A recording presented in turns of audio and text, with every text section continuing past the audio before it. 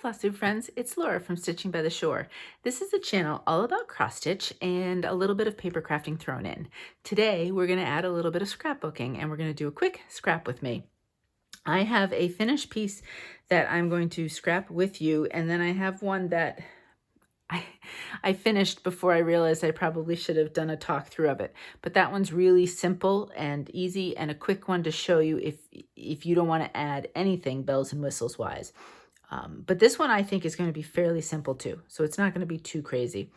The scrapbook that I'm going to show for this one is going to be this 12 by 12.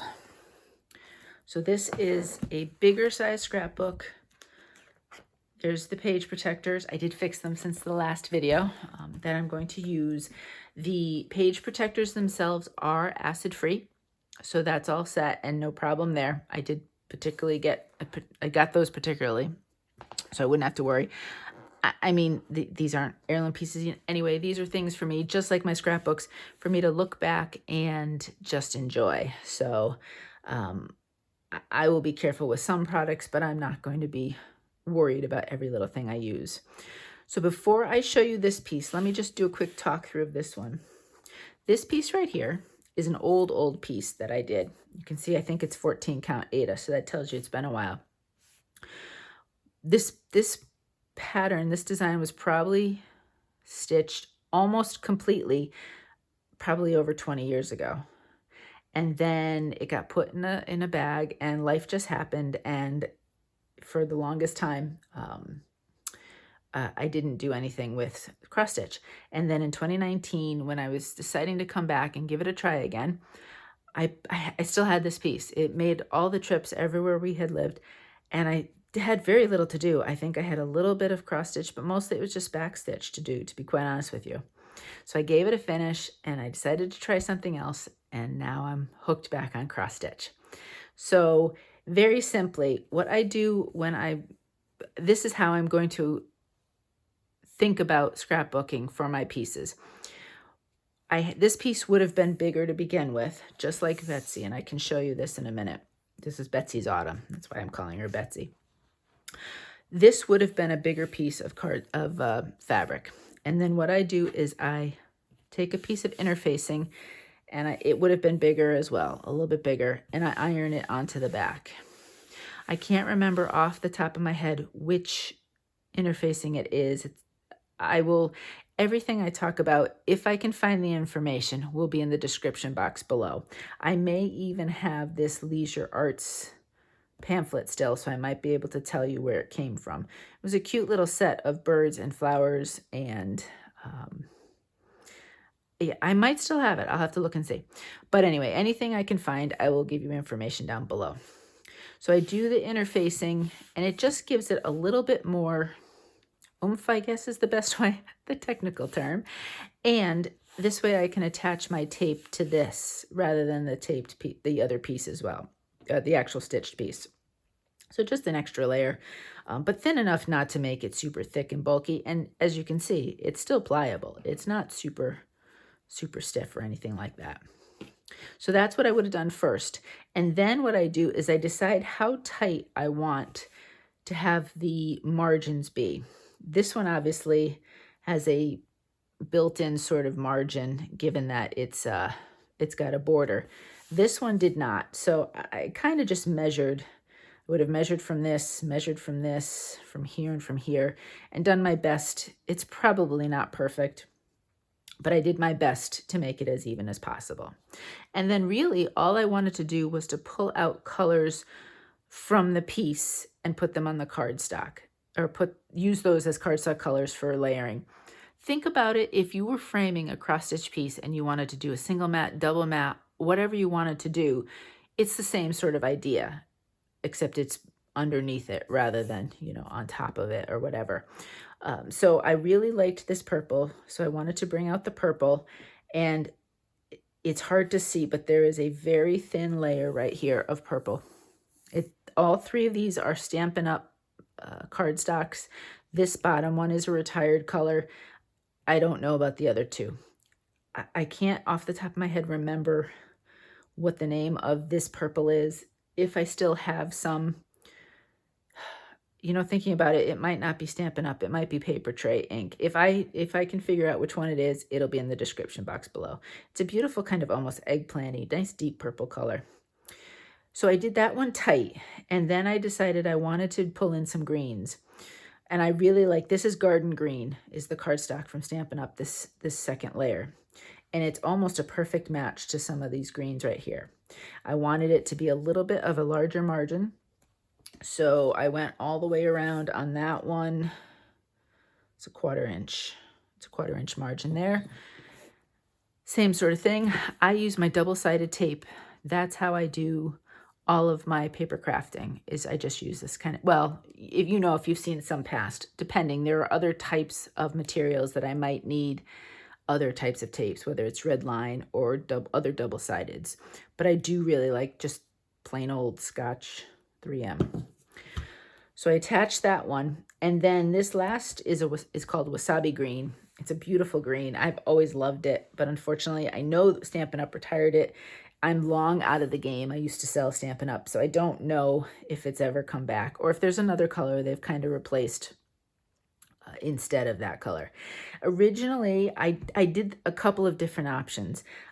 This was the third try, this Wasabi. I first figured I'd pick up maybe some creams and put the other 2 colors on a cream. It looked all right, but I wasn't loving it. And then I looked at a darker brown, like a chocolate, but that was too dark. I looked at like a craft color. Again, it wasn't doing it for me. So then I just looked and I said, you know what, there's different shades of green. Why not another shade of green? So that's what I did, was I did a third piece of cardstock. This scrapbook page is 8.5 by 11. Now, funny thing is, I don't have any 8.5 by 11 page protectors or an actual scrapbook. I have a 12 by 12, a 9 by 12, and a, I want to say 6 by 8. So this one I will put in a safe place where all my other cross-stitching materials are, and pick up when I get a chance to pick up the 8.5 by 11. I'll put it in, and I can show you that when I get to it. But I can show you Betsy how she'll be done in an album afterwards. The only other thing, so on this one I chose not to do any type of writing or whatever on the front. What I'm going to do is I will take another piece of cardstock or something, write the information, the name of the pattern, the designer, any pertinent changes I might have made or anything like that, fabrics, all that good stuff, anything I want to have as a reminder, and I'll put that on the back. These will slide in. This, let me just show you. This is the 12 by 12 piece you're going to see in a minute. So this will be way too big for this, but they'll slide in, and in theory, I can have one on both sides. So nobody will actually see the information on the back if I don't want them to. And so that I can put any, you know, I can almost journal if there was a reason why I wanted to stitch something or something like that, if I didn't want it on the front. And not all my pieces will necessarily have nothing writing-wise on the front. But if it's just going to be the pattern name, I'd probably put that on the back. So that's the first one. All I needed was some interfacing for underneath, and then 3 pieces of cardstock. You could have done just it on interfacing and put it on 1 piece of cardstock if you just want to have something simple and just pick whatever color calls to you. I did this one off center, the third. I could have made it equal margins all the way around, but I decided I wanted to go closer on this side and up here, and then I eyeballed it. These are a little bit bigger than their respective sides. But that's the first one. Nice, simple, but that's the way I like it. Okay, now let's do a little bit more actual scrapbooking with this one because I remembered I stopped myself from actually completing it. I was having so much fun and I got a little carried away that I almost had it finished before realizing I wanted to show you. So again, Betsy's Autumn, Plum Street Samplers. This is an 18 count honey amber from Fabrics by Stephanie. And I did the same thing as I did with the other. This time I decided, and again, I bet you it's not 100% even because I'm still learning how to use the where's the little cutter? One of these. I'm still kind of using it, getting used to it. But I would say probably a 1/2 inch margin. Sometimes, because some of my other pieces, it would help if I do inches and not centimeters. Some of these I eyeball and I say, about how much do I want? But that's about what it is. 1/2 inch margin all the way around. This piece is a bigger piece, so I knew it had to go in the 12 by 12 because of its width. So with the margins that I've kept, it's about just under 11 inches. So I knew right away I'd go in the 12 by 12. These colors scream fall, and that's really what I wanted to do. So I'm going to show you some pieces of cardstock that I got. For the base, I decided I wanted something dark. And so this is what I went with. And don't mind this, I bent it a little bit, but it's going to be completely covered, so you're never going to notice. I thought that the dark color would be a good foil for everything else you're going to see. And I decided that that's what I wanted to bounce it off of. You're not going to see a lot of this color because of the next layer. I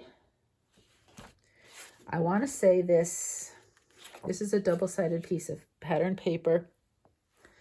And off the top of my head, I meant to check. I will check and give you the information because I'm almost sure I have another piece because I knew I wanted cinnamon stars to be somewhat of a similar finish. So I bet you I have 2 pieces. So I gave this one a slight margin around all the sides. That's what it'll end up being on. So again, you're only going to see a little bit of the brown, and you're really, look at that color. That plays off the oranges of the pumpkins and the leaves and even her dress in such a beautiful way. Now, I wasn't sure what I wanted to do. I picked up these 3 different pieces of cardstock. There's a company called Carta, and probably really hard to see the information right there. But they have a whole line, you know, they have different sets of different color schemes and things like that you can get. And this was the Welcome Fall, as you can see, line. And they're double-sided pieces of cardstock. And I don't know if any of these give weights. Usually they don't when you do scrapbooking. It's not a super heavy weight. It's flexible enough, but it's not flimsy either. So I loved these 3 colors. So you have, you know, that kind of greenish and then a nice maroony, something that's a little bit redder. And then this is even slightly different. I know they look pretty close, but it is slightly different. And then I had gotten this, and that's more of a mustard. I had this grand plan, what I was going to do with these. And now I have leftovers for Betsy, for cinnamon stars, because my grand plan didn't work. I really wanted to, I was going to jump off of these leaves. And so I had gotten a die cutter, and then I had die cut from these colors, these leaves, and I was going to put it along the top and so on and so forth. And I kept playing with it and I kept playing with it, and it just didn't work for me. So I'll keep these. I'll use them for something else. As much as I tried, I also had this. This wouldn't go for this pattern, but isn't that a great leaf too?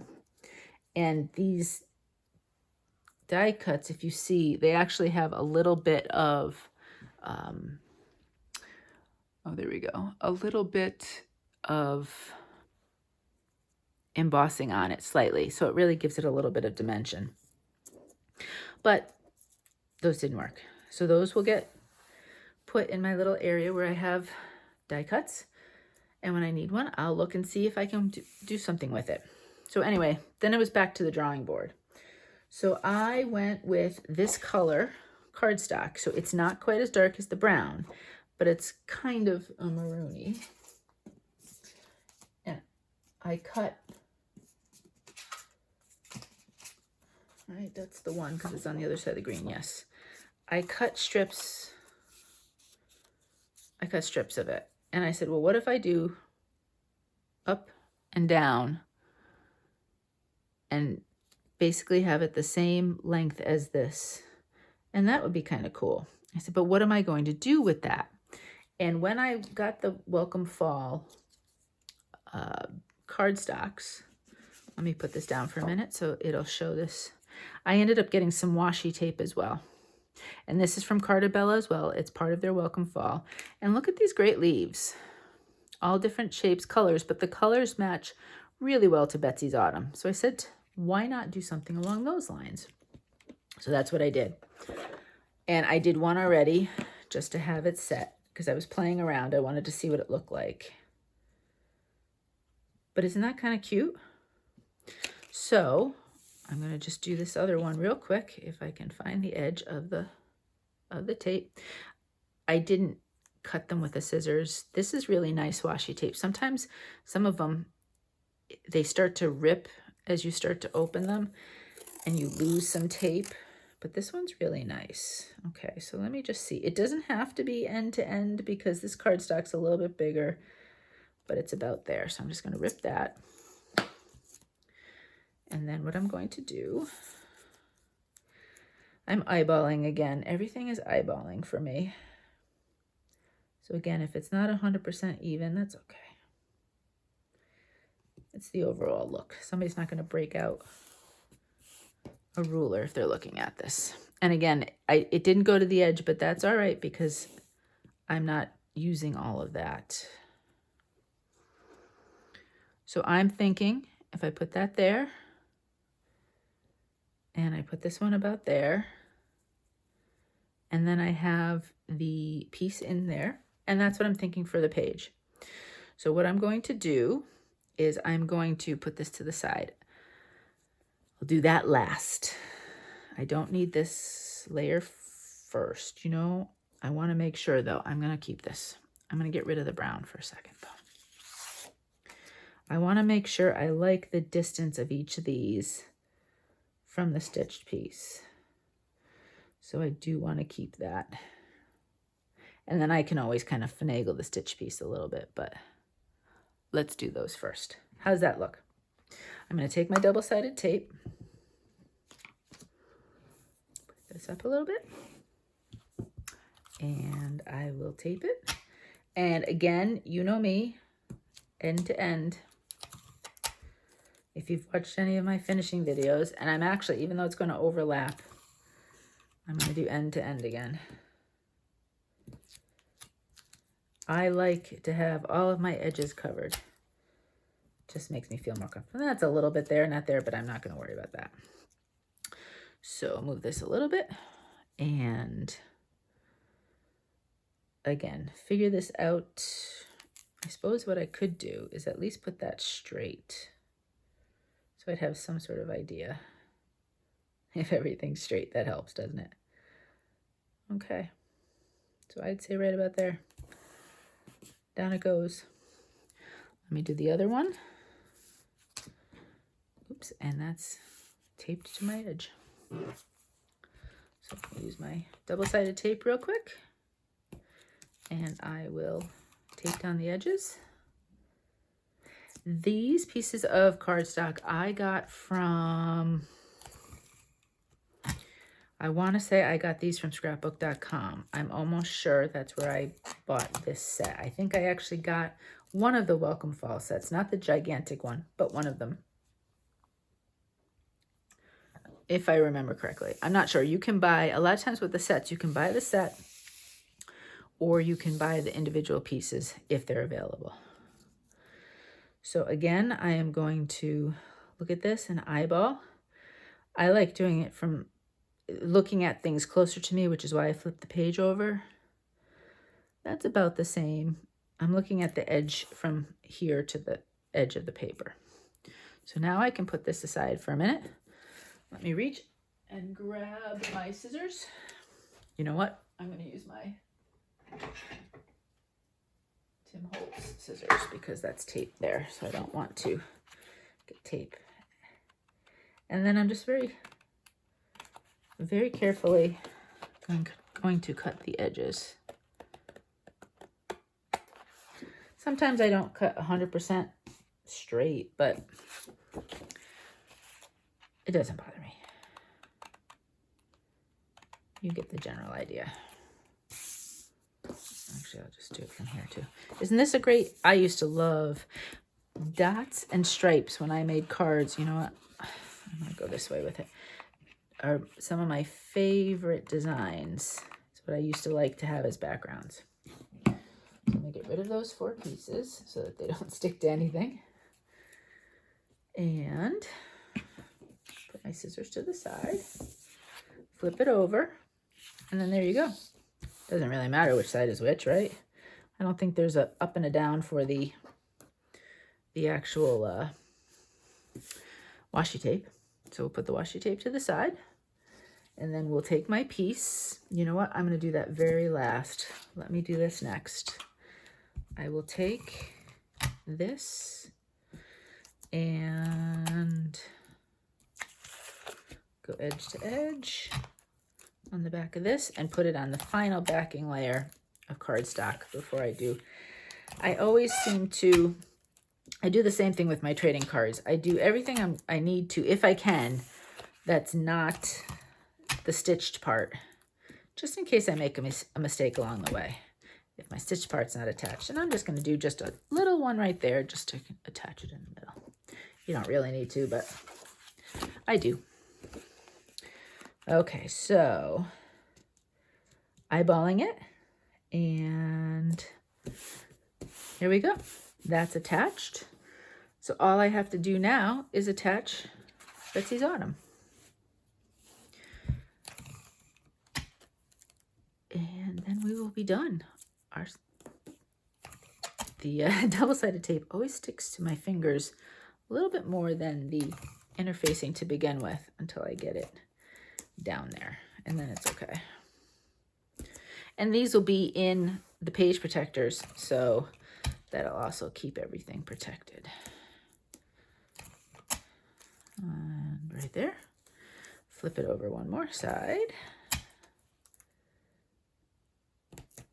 And I played around with a bunch of different tapes, and in fact, I want to say probably on my very first Finish With Me for the trading card, I used a different double-sided tape. And I found that this worked even better. So that's why I use this now. So again, I'm eyeballing. You know what I want to do? Give me a scissor, little scissors.